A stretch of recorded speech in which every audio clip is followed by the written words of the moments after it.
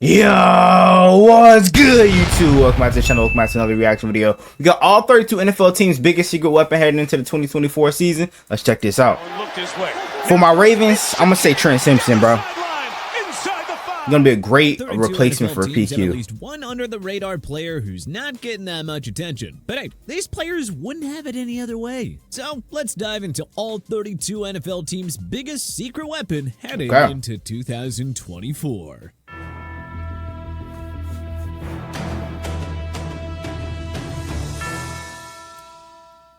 Arizona Cardinals, Trey Benson. The Cardinals used the number 66 pick on the floor. Hey, that was a great draft pick for them. He's going to eventually replace James Conner, who's getting older. Eventually replaces Conner as the RB1. But he was definitely one of my favorite running backs coming out of the draft. Offense in each of his final two college seasons. With his speed and shiftiness, Benson will get lots of carries in a new-look Arizona offense featuring a healthy Kyler Murray and prized rookie receiver Marvin Harrison Jr.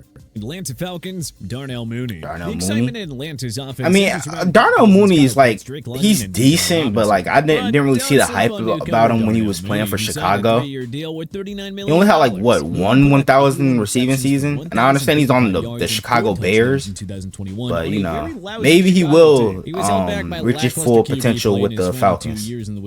So don't be surprised if Mooney regains his 1,000-like form with Atlanta, especially if Pitts is unable to regain that star-like form that we saw in 2021.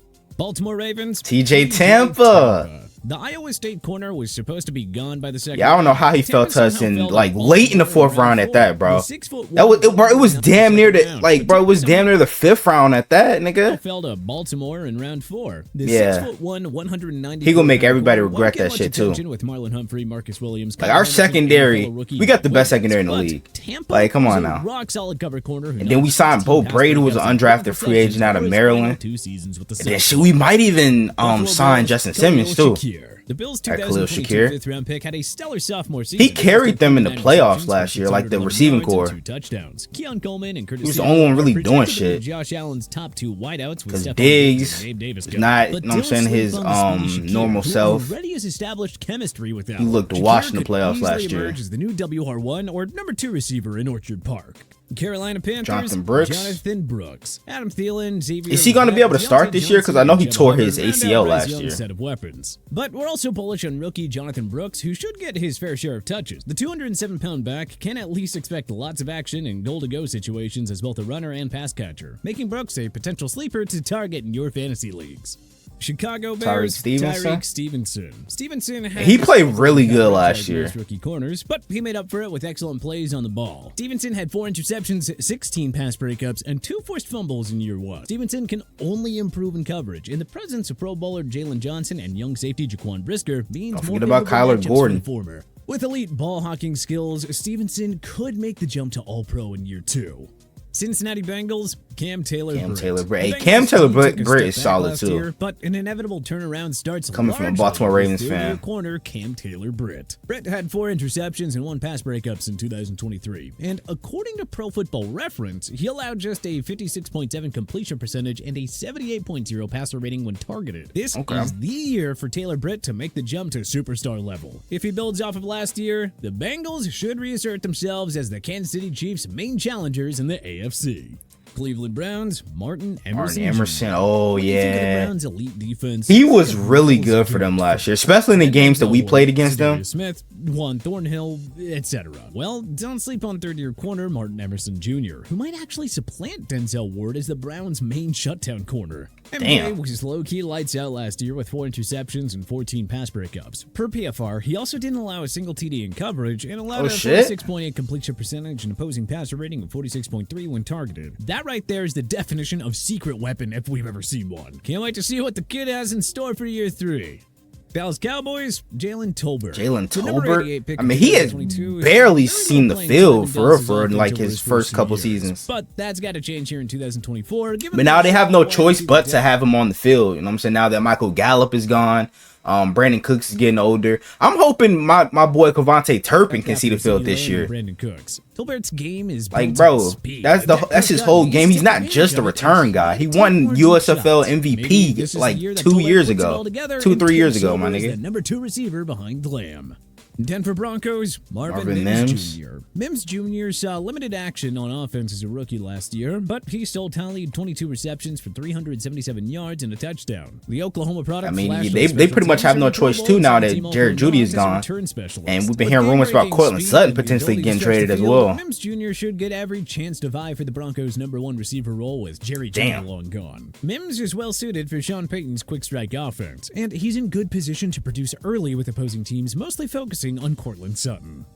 Detroit Lions, Alim McNeill. Despite missing 4 games in 2023, McNeill tallied a career-high 5 sacks for the NFC runner-ups. He also finished with an excellent Pro Football Focus grade of 88.5, serving as a beast of a run stopper and interior pass rusher. Most people are focusing on Aiden Hutchinson, Jack Campbell, Brian Branch, and Terrion Arnold on that Detroit defense, but don't sleep on McNeill, who looks poised to go from very good to All-Pro this year. Green Bay Packers, Dontayvion Wicks. Wicks was one of many. Yeah, their receiving core is lit, bro.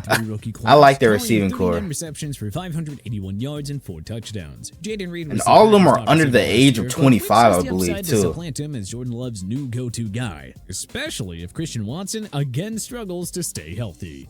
Houston Texans, Kalen Bullock. Who was my favorite safety in the draft class. I don't know how the hell he slipped down draft boards. He could have went in the first round or like early in the second round. I don't know how the hell he fell to the third round. That was a steal for the Texans. Because we watched his highlights, bro. This nigga had 10-minute highlights. When you have that many, you know what I'm saying, highlights that it rounds out to 10 minutes, you know you're doing something good. Skills could make him a fun chess piece on Ryan's defense. And he's got long arms. His range is elite. Like this nigga's total package. A.D. Mitchell. The Texas wideout was widely projected to be a first-round pick, yet he somehow fell. I'm pretty sure it was his 52 overall. What is it? Anthony Richardson, Jonathan Taylor. He basically had downs, but damn, what am I trying to say? 205-pound frame and explosive ability. It'll come back, bro. I forgot. To take over as Indy's #1 receiver. Jacksonville Jaguars, Tank Bigsby. Travis Etienne Jr. is a top 10 running back in football, but the Jags didn't use a 2023 third-round pick on Bigsby to be a bench warmer. Head coach Doug Peterson has stressed the need to get Bigsby more involved in 2024. As great as Etienne is, the Jaguars need to cut back on his workload and give Bigsby the chance to shine. If he's going to be their franchise guy, because you know how the lifespan of a running back is. Watson has only made 8 starts over his first 2 seasons, but that's largely because of the Chiefs' rich group of corners. With L'Jarius Sneed long gone, Watson will get first dibs on replacing his starting lineup gig. Watson has the luxury of learning behind an all-time great DC in Steve Spagnuolo, so it's not a stretch to think that he will quickly emerge as KC's next stud corner. Las Vegas Raiders, Jack Jones. Jones' off-field and character issues. He showed a lot of promise last year too. By the Raiders, where JJ flourished in a small. I like that interception he had. Right there. That interception he had against the Chargers is nasty. Rookie year at the Pats, Jones didn't allow a single TD in coverage and yielded only a 64.8 passer rating. Shit. Yeah, the kid could be pretty damn good on a vastly improved Raiders D under head coach Antonio Pierce. Los Angeles Chargers, Josh Palmer. Yeah, he's their #1 wide receiver now. Austin Eckler gone, Palmer will get a shot to become one of Justin Herbert's top weapons in 2020. I think Palmer's good. Definitely underrated for sure, because he was getting overshadowed by Keenan Allen and Mike Williams. Bigger household names. But whenever he had to step up, he did. Who had 581 yards receiving in 11 games last year, has the upside and experience to become the next Pro Bowl pass catcher in LA. Los Angeles Rams, Blake Corum. Oh, Blake Corum. Him and Kyron Williams is going to be nasty duo. Wouldn't use a third-round pick on Corum if they weren't planning on using him. Corum was the star of the Michigan Wolverines offense in their national championship winning season. Sean McVay loves using multiple RBs, so expect a good chunk of carries for the 213-pound beast, especially in goal-to-go situations.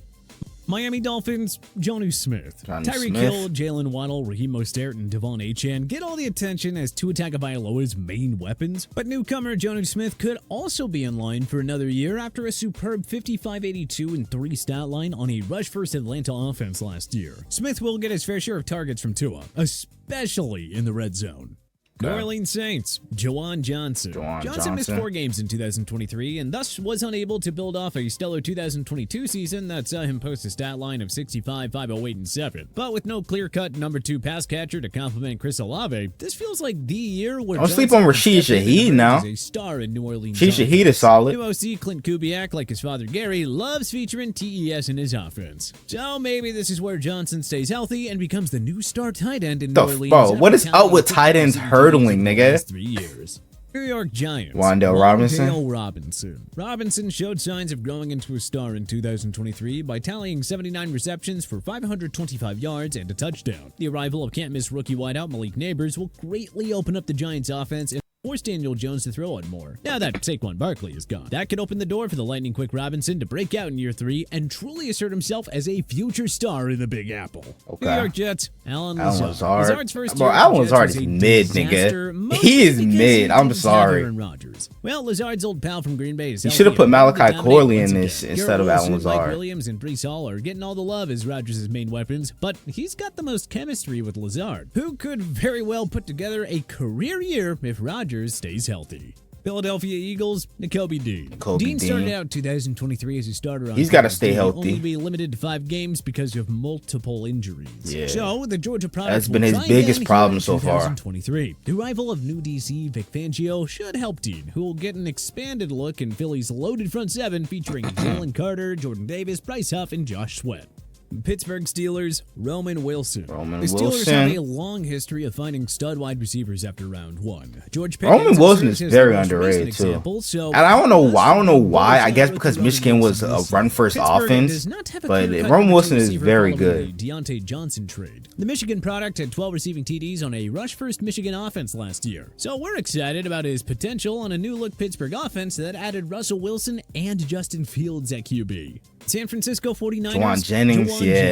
Both Brandon Ayuk and Deebo Samuels are hot trade candidates to monitor between now and He's definitely one of their most clutch receivers, bro. When it's time to show up, he does just that. Step up and enjoy a bigger role in the offense after a very stellar showing in the postseason. Seattle Seahawks, Uchenna Nwosu. Nwosu had an unexpected breakout year in year 1 with the Seahawks 2 years ago, tallying 9.5 sacks, 4 pass breakups, and 3 forced fumbles. Okay. Unfortunately, he missed all but 6 games last year with a torn pectoral muscle. So don't sleep on a healthy Nwosu in 2024. And plus, he stands to greatly benefit from new head coach Mike McDonald. Tampa Bay Buccaneers, Cade Otton. The Bucs were too reliant on the receiving tandem of Mike Evans and Chris Godwin last season. But third-year tight end and didn't they draft Jalen McMillan too? It's a great trio. Poised to enjoy an expanded role in the Bucs' pass-heavy offense. The Bucs' red zone offense could be much scarier with a third playmaker to help Evans and Godwin. So don't be shocked if Otton gets more targets and truly asserts himself as the new TE1 in Tampa. Tennessee Titans, Roger McCreary. Tennessee's 2022 second-round pick took a big I remember this play. This play was crazy. Allowing 0 touchdowns in coverage while tallying 6 pass breakups, 2 sacks, and 1 interception. The Titans' prized offseason acquisition, L'Jarius Sneed, will help McCreary immensely. With more support back there, McCreary will get more favorable one-on-one matchups and should easily top last season's semi-breakout campaign. Washington Commanders, Frankie Louisville, yes.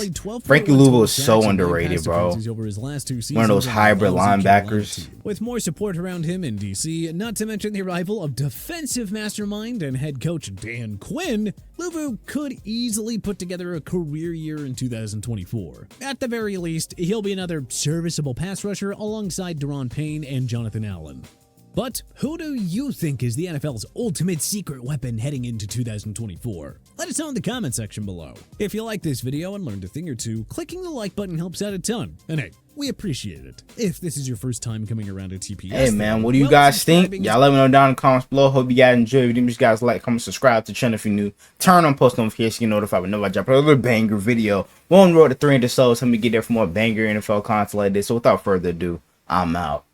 Gang!